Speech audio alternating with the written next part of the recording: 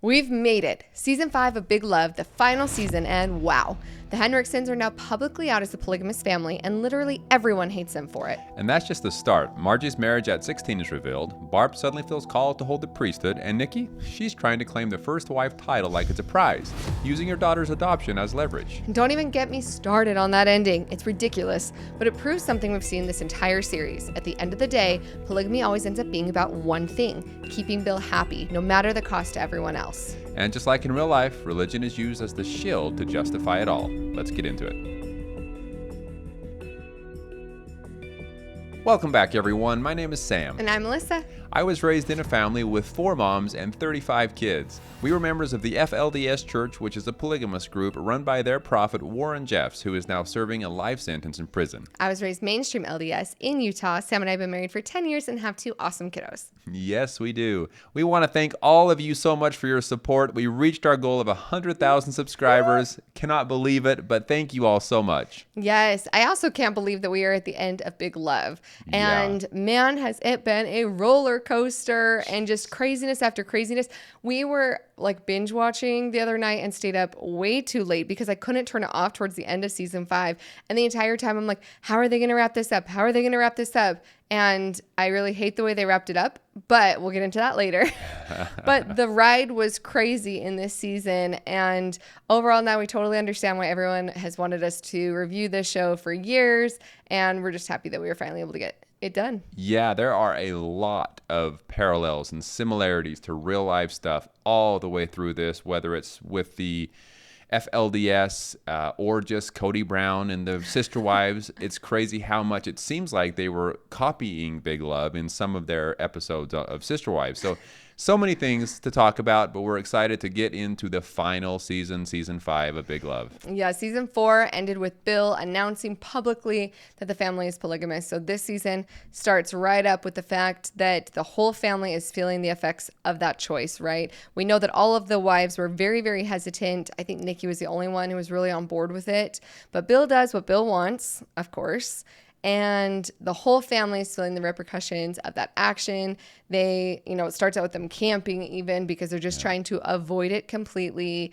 But you're seeing the kids are being bullied at school, being called pligs or plig kids. You're seeing Margie losing her job. Like there's just everybody now knows. And it's still illegal to be a practicing polygamist. So even when the season started, I was like, what did he think he was going to accomplish? Like, what does he think is going to keep him from just being arrested his first time on the Hill? Right. We knew that it couldn't end well for him because it never does. I mean, you get up and you say, hey, guess what? I'm doing something illegal. Yay, love me for it, right? Like, it made no sense that he wanted that to begin with. But of course, he kept trying to draw back to his ancestors and the beginning of the church and how this is what God would want. And that's how he got his family to agree with and support him in this, is because he claimed that he was receiving this revelation that it's supposed to be what God wanted for him. So the way that he has basically manipulated his family along the way to get them on board was frustrating to see as well. The whole time. And the person who probably took it the absolute hardest was Margie, who has built up this business. She was doing really well. She was really proud of herself. And she ends up getting fired just like she thought she would. She's in tears. Right as she's like leaving and cleaning out her office, though, this guy comes around the corner and shares with her his MLM. Now, we get a lot of questions about the fact, like, why do so many people in Utah end up in MLMs? And I think Margie is a good example of why it is easy for, whether it's mainstream LDS or women in Utah or a lot of stay-at-home moms end up in MLMs. They're able to do it out of their houses. I've done MLMs before as well, too. I probably shouldn't admit that, but it's true because if you're wanting to be a stay-at-home mom, it's easy to do from the comfort of your home. You have a large network of women that you know and are friends with when you're a member of the church. Yeah. So it's easy when you have a huge connection and network. I don't want to say at your disposal, but like you end up with a lot more friends when you have a very strong, large church community than what you do without that. I can say from experience, from after stepping away from the church and how small my community feels when you're used to such a large one. So having a large community of people to be able to talk to and sell to and have a downline is another big thing. Margie didn't have that in this sense because she was polygamous.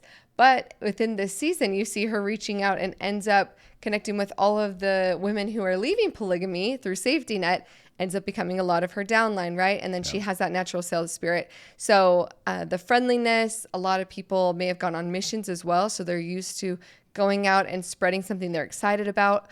Margie in this season also deeply connects it and talks about like gaining her faith and how all of the ideals in the MLM are similar to the ideals within the church. And so she's drawing a lot of parallels and kind of growing her faith and belief in service and all these things to this MLM. So it ends up being like this little saving grace for her as she loses everything because she's now a polygamist. Right. She had to turn to something, right? She felt like she didn't really have anything to live for or anything to be excited about. And the owner of this company, this MLM, was a member of the LDS church. So he tied a lot of what he did back into his faith and talking about how it was to help others in different countries and all these different things. So she felt like she was doing something and had a purpose behind her, which I feel like was why she was so excited to jump right into it. Yeah, which she does, right? And of course she does really, really well. And it is interesting though that like later in the season, basically her family is like, you are becoming too devoted to this. This is turning into like a cult. And that happens right after the head of Goji, the juice that she's selling, comes to her and says, is your family a cult? Like, they're forcing you to do all of these things. They're forcing you to quit. They're forcing you to do this and that. And how old were you? Like all these questions. And he's trying to say her family's a cult. Her family's saying they're a cult. And both are kind of manipulating her into doing what they want in different ways. Yeah, you see Margie break down. She definitely feels the weight of everything finally, and to the point where she gets confused on, am I being forced to do what I'm doing? You know, was I manipulated and all of these things into the family and then into this company? So she's having a very, very difficult time. But that leads into something that was a huge topic in this episode or this season, and that is when, because Bill was trying to get them a gun for Christmas, I think it was at Christmas. Yes. Yeah. He had to have their driver's licenses in order to get that for them. And Margie kept saying she lost it. She couldn't find it. She didn't want Bill to see it.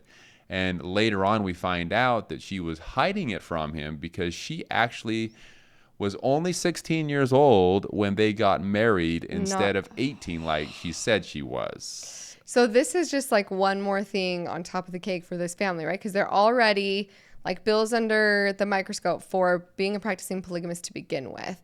But we keep seeing throughout this entire series these moments where Bill has to confront whether he's actually that different from the place that he was raised, because he keeps trying to claim that he's on this higher ground, right? That he's practicing plural marriage in the most righteous way and the pure way and the way that it's intended. And all these other groups have gone off the path, and Juniper Creek is doing all these terrible things, and he's nothing like them, right? We see him battle with that a lot, whether or not he's a good man.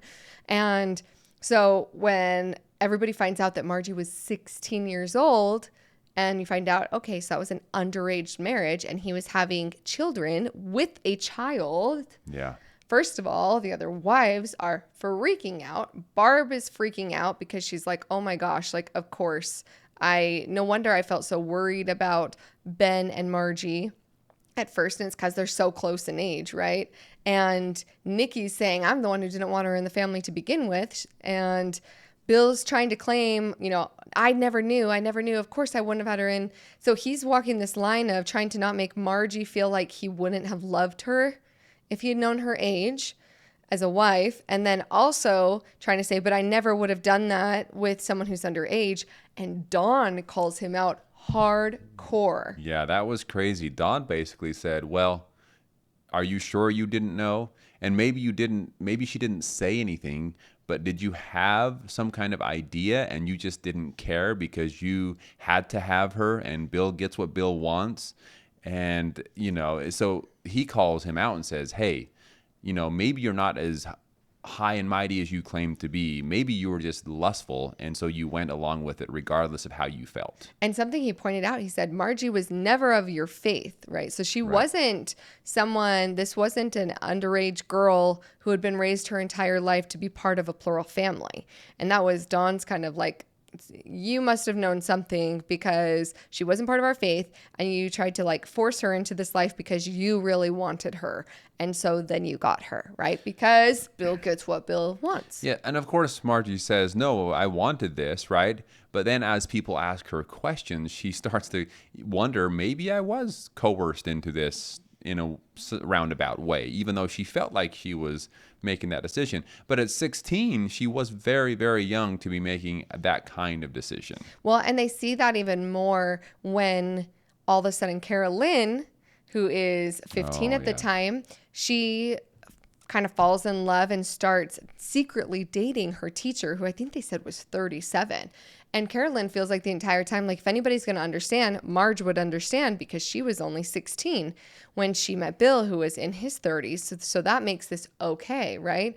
And so she thinks that that's going to be justified. But then Marge is the one who follows her, calls out the teacher, and gets super mad and is freaking out and drags her home and kind of blows all of that up. And I think even in that moment, even Margie was starting to understand, like, it was easy for her to think, oh, I'm old enough, I'll just lie about my age. But when you have a child that is then 15, almost 16, and saying they want to get married at 16, Marge is like, absolutely not. That's not acceptable. It's not okay. Right. And so the double standard was really there. The double standard. And then, of course, Nikki was very mad about it all when she finds out because she didn't want her daughter to turn out like she did. Mm-hmm. But the way Nikki goes about things, she is just awful.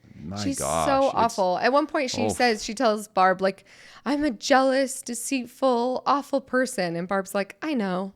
And I was like, thank you, Barb, for saying that, because we know that is how Nikki is. Yeah, and we said thank you. And then Nikki says, no, but really I am. And Barb says, I know, again. Yeah. So that was nice to see because finally someone agrees with how awful she has been to so many people along the way. Just the worst. But watching her be mean to Carolyn, she tries to put her off into boarding school without her knowing. Then she tells her how she's a wicked, awful person. She never deserves love. All these awful things she's saying to try to keep Carolyn from going off with this teacher. And the way that she's so cruel and manipulative is just awful. And then to top it all, she uses Carolyn, which, okay, so there's the understanding that if something happened to Nikki, Carolyn would go with her other family. So Nikki was right in the sense of if Bill didn't adopt her, if there was an adoption process, Carolyn could have gone somewhere else to somebody if something had ever happened. But we all know how Nikki is, and Nikki uses that to her advantage because Nikki decided that she now loves Bill. This was in the end of last season, wants to be with him, and starts making plays like she's trying to be the first wife. Like that she's super important and says, well, Bill, you need to adopt Carolyn. There's only one way for that to happen. That's for you to divorce Barb legally and to marry me legally. We could not believe it. When it said that in the show, we had to pause and we couldn't believe it because it's exactly what happens in Sister Wives. Yeah, we're like, wait, who did it first? Was Cody getting the idea from Bill or did Bill get the idea from Cody? I mean, it's a little bit different. It would have been like Margie getting a divorce and then because in Sister Wives, it was the youngest wife. Yeah, but I mean, same thing. But you have same to divorce idea. The first wife. The same thing happened, exactly. And this was all a play from the wife's perspective in order to become the favorite or the first wife. And she wanted her legal. And you could tell that it was out of manipulation because when it first got brought up, I'm like, oh, here we go again. But it makes sense for the adoption. But then all of a sudden, now she wants a dress.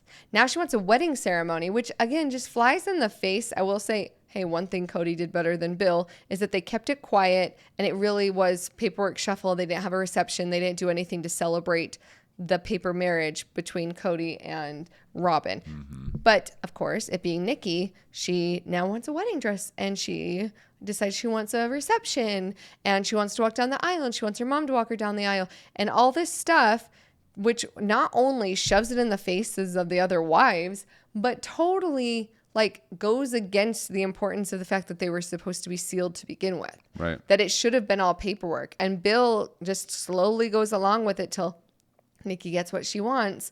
And Bill tries to make it about the principal and says, well, let's all get resealed. And Barb's like, I don't know. Because Barb, on the other hand, now is suddenly feeling like she should be able to have some kind of authority. And by authority, I mean priesthood, meaning that she can act in God's name on this earth, not just man. And from the beginning of Mormonism, it's always been only the man can hold the priesthood, unless you go over to the RLDS church, now known as the Community of Christ, that is the only, that I know of, branch of Mormonism that does allow the women to hold priesthood. Yes, but watching Barb's journey in this was crazy and so accurate in, I think, what would happen in an LDS couple if a woman came forward to her husband, because Barb tells her husband, I feel like I've had a calling. I feel like women should hold the priesthood. And Bill was like, listen, you can't just poof it out of thin air. You know, the doctrine and all of these things that we believe in specifically state, you know, that women, and this is such a line that I would hear all the time in the mainstream LDS church, women are entitled to the guidance of righteous priesthood holders. Or I would hear all the time that women didn't need the priesthood because we have access to the priesthood through our priesthood heads. So that was the reason why I was never allowed to have the priesthood, because I had access to, through Sam's authority, to the priesthood. And if you have access to it, why would you need it yourself, is what I was taught. And that's what Barb was taught in the mainstream LDS. And then here she's wanting to be more progressive in Bill's church. And he's like, nope, that's a hard line. No, like maybe we can have more of your voice, but I can't change doctrine. I can't change these other things. It is the way that it is. It really seems like Barb is completely confused because she was excommunicated from her original church. And then when she joins Bill's so-called church, or Bill, they were kind of just doing things on their own for a while. And then Bill decided, yeah, I need to start a church, which is showed quite a bit in this season as well, that Bill is actually trying to start this church. Then Barb is now, like you said, feeling like, okay, well, now we can do things a different way. We can do it the way we want, opening up that opportunity for her to be equal with her husband or other man. Yep, and Bill is not about it, and it's causing lots of contention in their marriage, which I'd say is pretty typical of you know, the women. There's been certain movements like ordained women was a movement in the LDS, and a lot of women got excommunicated for asking for and trying to claim that it was even possible for them to have the priesthood. So you're watching Barb go through this. Bill and her are not trusting each other. She's feeling like she's not heard. Bill's feeling like she's being completely unreasonable for even asking for such a thing. And she starts going and meeting with people who feel the same. Then she finds the RLDS church and she starts trying to go and be part of that congregation. But another huge thing that Bill has a problem with is that the RLDS. So when Joseph Smith died, there was the saints who followed Brigham Young to Utah. And then there was a group of people who stayed behind and followed Emma Smith and her son, Joseph Smith's son, and they created the RLDS. And Emma always claimed that Joseph never practiced polygamy. So the RLDS doesn't even have any polygamy in their history as far as they're concerned. So Bill's like, this church goes against our family. It goes against the idea that plural marriage is ordained of God or anything. So she's like battling with that conflict. She gets wine and decides she wants to try wine and see how she feels about that. And of course, Nikki is freaking out, thinking Barb's lost it and gone off the deep end because the word of wisdom says that you shouldn't drink wine. And so there's this huge battle between her and her family. The other thing with Barb for this whole season is like the season starts out that because everything's so crazy, Teeny goes and moves and lives with Sarah. So she has Ben, who at this point is an adult, is the only one that's really around at home, and she becomes the empty nester. I need to figure out what I want for my life. I need to figure out what I like. What? And there becomes this distance because she doesn't have the same goals and responsibilities that the other wives do. Right. Yeah, and I did kind of draw that parallel between Mary from Sister Wives and her because of, you know, now she is this almost empty nester, right? So now she has to rethink what she wants to do for her life. And so we see her struggle with all of that. But one of the main things that just put this big wedge in between Barb and Bill is the fact that she was now doubting her faith, and she didn't really want to be a part of the church that, or at least I believe in the church that Bill was creating.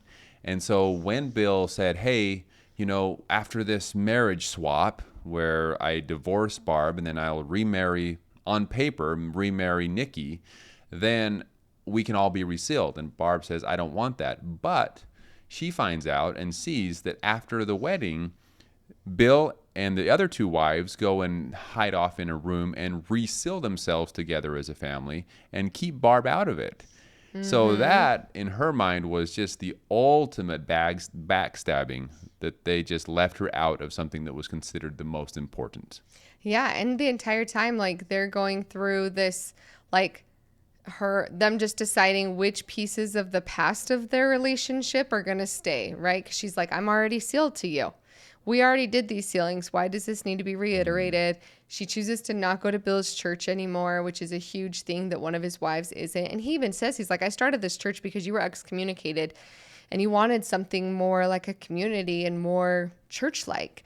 Yeah. But he moves forward in building up this church, and more polygamists start joining, and more polygamists, which we'll get to at the end. But when he's building up this church, what did he end up calling it? The New Assembly of Mormon Pioneers. And at one point he's talking to somebody on the hill, and he talks about how lying for the Lord is okay, and that everything he's trying to do with the church, actually formally organizing it, is so important, because again, Bill thinks that everything that he's doing is something that the Lord wants him to do. And he has an interesting dream that I have to bring up in this sense, because his dream, he saw like a bunch of people in like prairie dresses in the olden days times. I think he sees his mother, but he sees Emma Smith, right? And he goes up to Emma and she says, there were never any other girls. Anyone who said so are liars and sinners, which again, the RLDS, that's what they believe, is that Joseph Smith never practiced plural marriage, and that everyone who tried to say he did were liars and sinners and people who wanted to practice plural marriage themselves, like Brigham Young. So it was weird that Bill had this dream that he saw Emma, and she was basically saying, no, that isn't a thing. Plural marriage should never be a thing. And yet Bill is continuing to practice it in his church. Yeah, so I found it weird that he had this dream where Emma Smith came, because it seems to me that he believes that Emma Smith, you know, was an amazing person. Yeah. And he's having this dream that's basically her saying, we don't believe in the practice of plural marriage.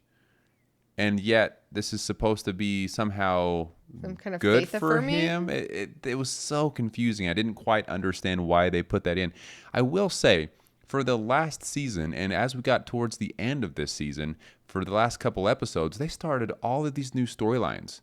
So randomly. I'm like, things here, things there, just popping in out of nowhere, which I was thinking, we're getting close to the end here. Why are they starting so many storylines? It didn't make any sense. Yeah. So, but starting this thing with Emma, which goes against what he was doing. And I don't know if that was like supposed to show that like internally he's conflicted, right? Maybe he's still at a crossroads of, he's trying to build up this church, which is what he thinks he's supposed to do. His family's falling apart.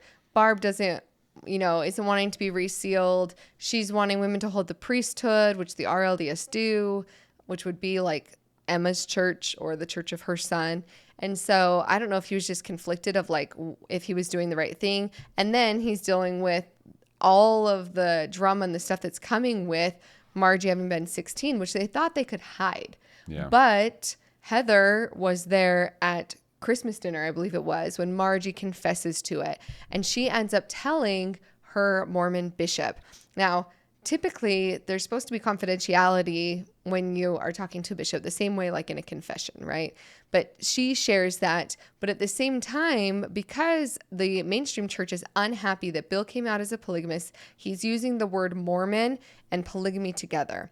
And he's claiming that he's a Mormon. Now, we've talked before that like when we say the word Mormon, it's out of no disrespect, even though the mainstream Church of Jesus Christ of Latter-day Saints no longer likes to be called Mormon. They did for many years and had big campaigns about how it was so important. But that's just mean like the Mormon is just meaning that believing in the Book of Mormon and kind of believing in Mormonism in general. And that can apply to lots of groups, whether it's the fundamentalist groups, the AUB, the Kingston's, all these other groups are all still within Mormonism. And so that's what Bill was saying. He's like, I've always called myself a Mormon because we believe in the Book of Mormon. We believe in the fundamentals and Joseph Smith. And the LDS Church was not happy about that. No. And so when they get this information about him having been married to someone underage, they want to use it, and they do. Well, and all bishops in that area knew about this because earlier, when the church was upset about Bill doing this and going public about it, they sent a letter to every congregation in the area and said, read this in sacrament meeting. And sacrament meeting is the main meeting where everybody's together every Sunday. And this is very common in real life, where if something comes from the prophet and the first presidency of the church, they'll say, hey, give this to all of the bishops and have them read it in Sunday sacrament meeting. And so it's very common to read a letter. So they received this letter, and basically it's saying, I don't remember the exact words, but it's basically calling Bill out and saying, we do not stand with this guy, you know? Yeah. And everybody takes it as that. So the bishop that Heather went to confide in, because she had this weighing on her, and told him about it. At first she didn't want to, but he kind of convinced her to tell him. She ends up telling him, and he obviously goes straight to his leaders and tells them, hey, this is what's going on. Heather's dad finds out because, as you know in the show, Heather's dad is a policeman. And so next thing we know, people are showing up at Bill's house to arrest him. Oh, actually, but first they or not arrest necessarily, but they take Barb downtown to question her. Yeah, and they start questioning everyone in the family as they're building up a case, because you have to have a lot of evidence, right? They take Marge, they take Barb, taking all these people together, all this evidence to find out whether or not they believe that Bill knew she was 16. She obviously knew. Was she coerced? Like, what was the situation? Yeah. Obviously she had children underage as well, because at this point, they're only 5 years into their marriage, which when you find out too that Margie is only 21 years old at this point, and it's like, okay, it honestly isn't like, it's not that surprising because she's been acting immature since the very first season. And you're like, oh, all the immaturity up to this point makes a lot more sense when you find out how old she really is. And then all the confliction of her wondering if she was too young to have 3 kids by this point. All of that makes even more sense when you think she had 3 kids before she was 21 years old. Yes, that's wild, So yeah. All of these different things and these different emotions all make sense. But Bill does end up getting arrested, and he gets out on bail, and the family's deciding and trying to figure out, like, what are we going to do if he goes to jail, because it's not looking good. And even when all of this is happening, he still is trying to be up on the hill. He's trying to fight against Juniper Creek. Yep. He's trying to pass legislation that's going to make polygamy legal. And he keeps fighting Albie, of course. So we got to get into what's going on in Juniper Creek, right? Yeah. So basically, as we know at this point, Albie is completely off the rails. He is going crazy. He is trying to become more and more strict within the community and control people's lives. His main wife, Laura, who is the head wife that's always been in charge and has been by his side all along, starts to see this and starts to see that he isn't really giving her the attention that she wants and that she has always had. And now he's saying that she's not being obedient and that she's not worthy of him and all of these things. Eventually, she has enough, and she actually escapes the community, the compound, and rushes down to Bill, because Bill's the one person she knows that she can run to, and Bill just tries to help people. In his defense, he does try to help people that are in need.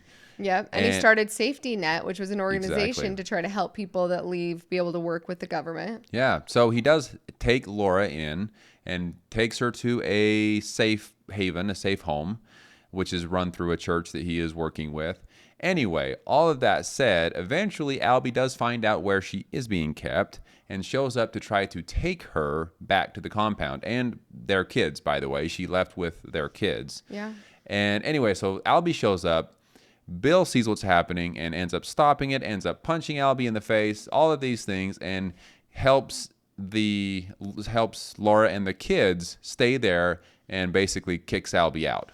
So in Albie's mind now, Bill is the absolute worst person in this world because he is helping his family be split apart. Well, and Nikki is actively working for Safety Net, trying to help women leave, but she ends up being Nikki and almost forcing women to leave and forcing them into the car, and is trying to, again, help in the most Nikki way possible, which doesn't work out well either. But Albie ends up, this is the ultimate of him going crazy. He is reassigning women and children. He sends his mom away. His mom tries to gain favor and comes back because she just is so used to being in that situation. She couldn't even stand being in the outside world, which is something that really happens. Yeah. So she goes back. She's working with Albie. They're trying to intimidate people from going to the state.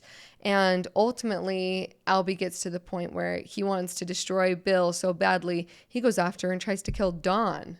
Yeah, he's saying, so this is another storyline, which we'll just touch on briefly. But we find out that Albie actually uses this guy named Verlin, who is the cousin of Carolyn, Nikki's daughter, and is now married to, yes, the one and only Rhonda, who in the beginning was just the worst. Apparently she escaped to Las Vegas, and they found each other and got married and now have a kid together.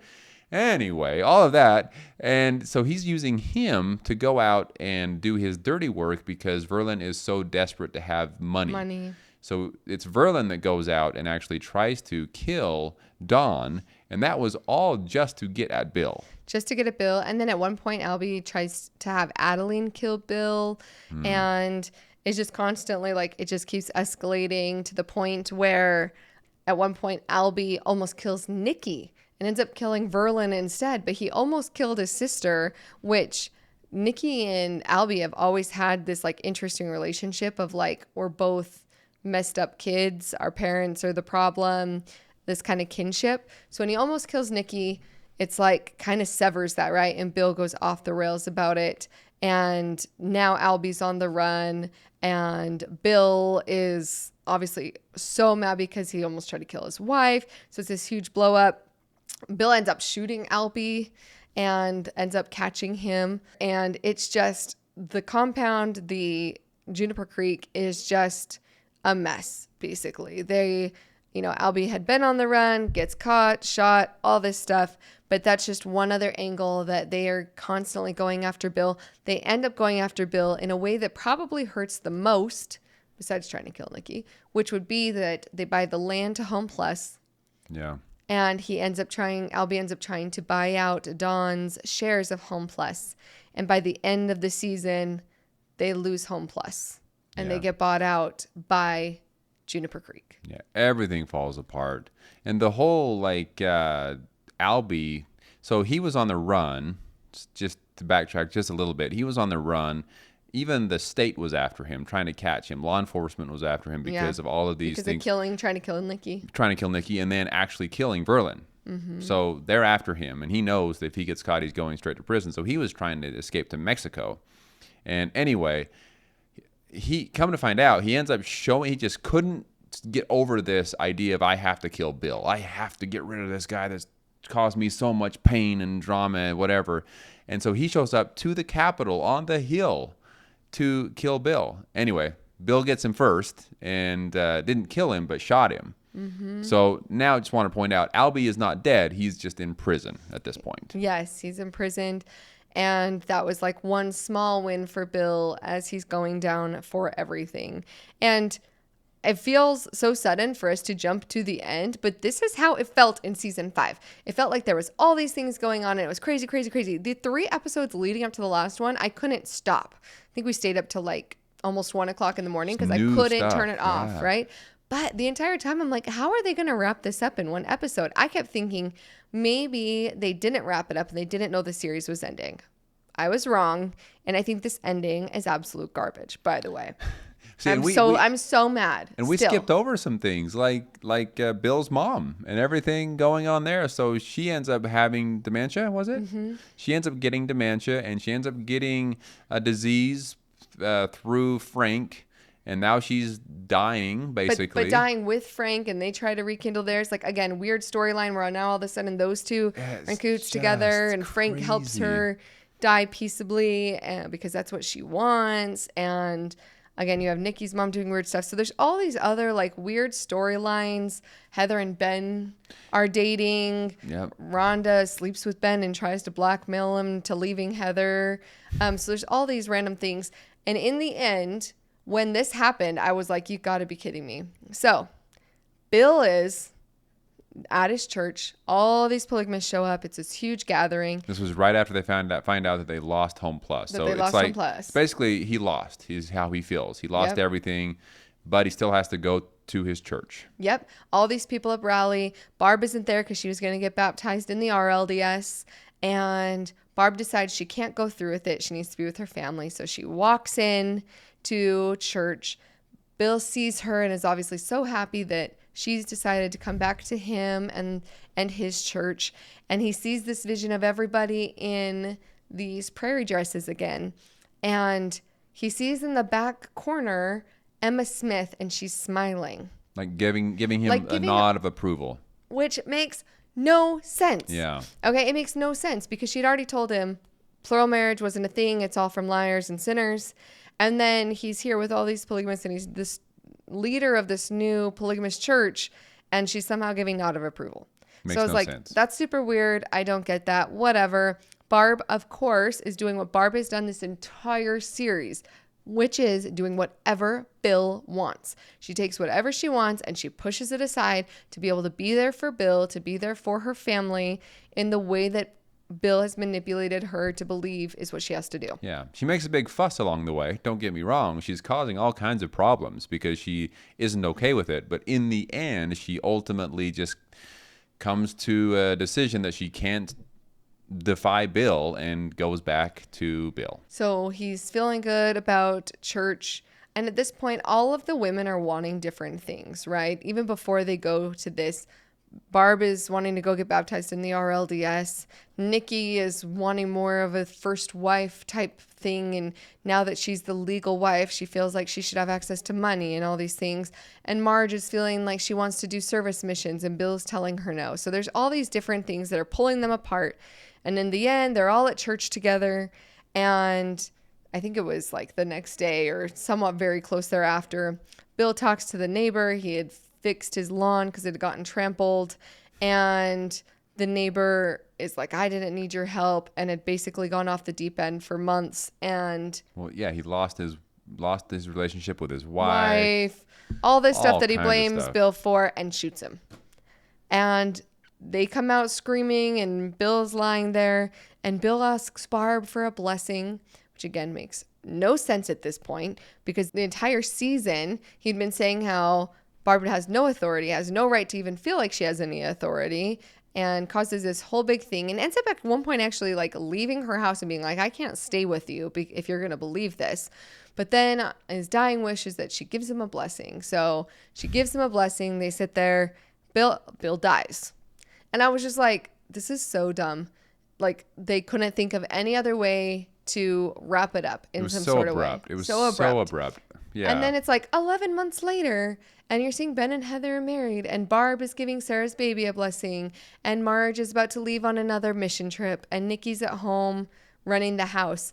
And I was like, yeah, one, I just think it was super abrupt, and there was nothing, like, there was no lesson to be learned here, other than the fact that the women were not actually set free to do what they wanted to do and live the lives they wanted to leave unless Bill was dead.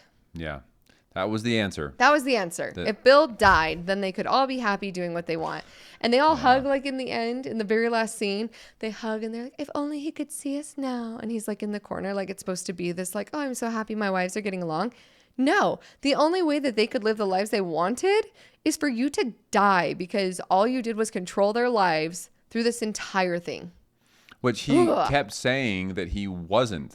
I'm not the kind of person that is going to be controlling. I'm not like Juniper Creek. I'm not like all of these other so-called bad people. I'm doing the best I can for my family. But ultimately, I don't know if that's what they intended, but ultimately they all get what they want when he's no longer around. So, and then in the end, it kind of shows, the camaraderie, the closeness of the wives now and all of that. But once again, to your point, now he's not there, and now they're getting along. Now they're doing the things they want to do. So it was very interesting and very unexpected and so abrupt. We did not see this. I mean, we knew that the series was ending, but it just felt like they opened up all of these new storylines and then just cut them off. Yeah, I really was, I don't know if I could say hopeful for this, but I really saw it going more of a direction of like the women recognizing that polygamy was the problem all along, right? Because they keep seeing and saying how everybody else is doing it wrong. And I was kind of hoping it would be like an introspective moment of Bill being like, maybe we are the problem as well. And Barb said at one point, she's like, we're not living a holy life. Like, you married a 16-year-old. You manipulated me because I was on my deathbed telling me that, like that we needed a second wife. All of these things have been manipulation like the entire way through. And I was kind of more hopeful that it would end with maybe him recognizing that and the women being set free to do what they wanted. Yeah. And the women were set free. But again, the fact that it was only able to take place because Bill died. I think this is I don't know. Yeah, this is how I wish it would have gone. I wish that Barb would have said, you know what, enough is enough. You have dragged me through the mud enough. I'm done with this. And she leaves Bill.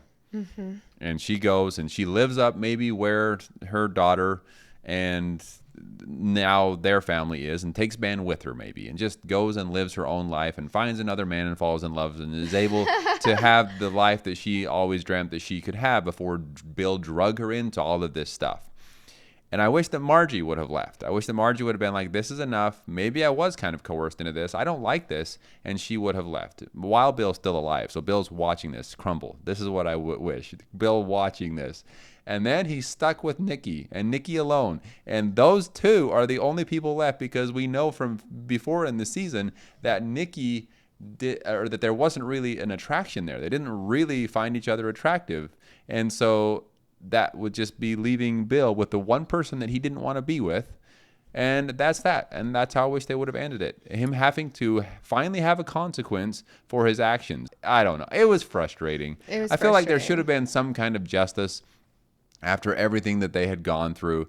And for me as well, I really wanted to see some justice for Nikki, for the way that she was treating everyone. And it would have been some sweet justice to see her have to be left alone in monogamy after everything that she was dealing or trying to force the other wives to do. Since she was the only one that from the very beginning had come from plural marriage and wanted plural marriage in that way, and was so much more righteous than the other wives because of her dedication to plural marriage. So if she had ended up with the monogamous, it would have been a little bit of sweet justice. But yeah, I don't know. Let us know in the comments how you felt about the ending, because I also understand maybe my hot take is completely different than everybody else's. Let us know if you like the ending, how you wish it would have ended. I am so curious, because I've just been pretty much livid for the last couple days. And every once in a while, out of nowhere, I'll just turn to Sam and be like, I can't believe he just got off like that. He just died. He didn't have to go to jail for marrying a 16-year-old. He didn't have to be confronted morally for the things he did. There was nothing. It was just, I got everything I wanted now. Yeah. Yeah. And even when he was shot multiple times in the street, I wasn't sure if he was dead, because this show, right, with Roman, he was shot multiple times and came back, right? So I wasn't sure, but yeah, it was, I didn't like it. I did not like the ending. It was I felt like the show was going really well, and that it was so intense and you just couldn't stop watching it, and then just done. I wonder why. I wonder if there was a specific reason that they had to end it, or if that's actually where the writers thought that this is a good place to end. Yeah. I don't know. It was very confusing, but let us all know what you think in the comments. And if you have a different opinion, that is perfectly okay. But thanks for being here with us again, and we look forward to talking with you soon. Talk to y'all soon.